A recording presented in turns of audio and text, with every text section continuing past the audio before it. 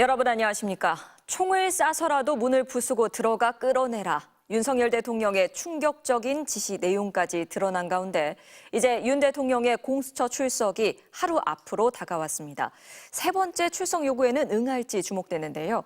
오늘 첫 소식은 공수처에 나가 있는 취재기자 연결해 들어보겠습니다. 김상훈 기자, 내일 오전 10시 윤 대통령이 나타날지 궁금합니다. 네, 제가 윤석열 대통령 측 윤갑근 변호사와 통화를 해봤는데요.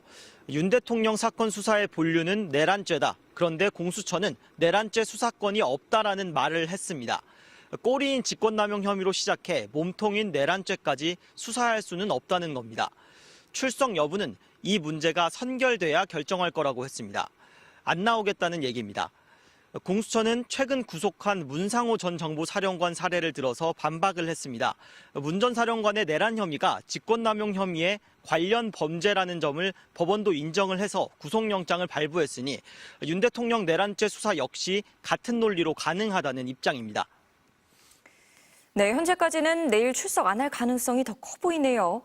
그리고 어제 검찰이 김용현 전 장관 기소하면서 윤 대통령의 혐의가 상당 부분 입증이 됐잖아요. 이것도 공수처 수사의 변수가 될까요? 네, 그렇습니다. 충격적인 지시 내용들이 있었죠. 총을 쏴서라도 문을 부수고 끄집어내라. 2번, 3번 계엄령 선포하면 되는 거니까 계속 진행해라 같은 것이었습니다. 검찰 수사로 윤 대통령의 혐의는 대부분 나온 셈입니다. 검찰의 발표 내용 하나하나 공수처가 윤 대통령에게 질문할 사항들이라서 사실 나오기만 하면 된다는 자신감도 공수처 내부에서 감지가 됩니다. 다만 공수처는 아직 김용현 공소장을 확보하지는 못했습니다. 공수처 측은 기존 수사만으로도 윤 대통령 조사에는 어려움이 없다면서도 더 원활한 조사를 위해 공소장이 필요하다고 했습니다. 검찰이 이왕이면 화끈하게 도와줬으면 좋겠다고도 했는데요.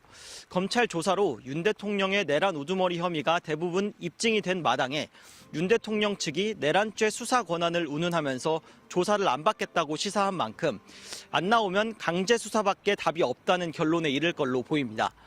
강제 수사에 나서지 않으면 내란죄 수사권이 없다는 윤 대통령 측 주장을 인정하는 꼴이 될 수도 있기 때문입니다. 지금까지 공수처에서 전해드렸습니다.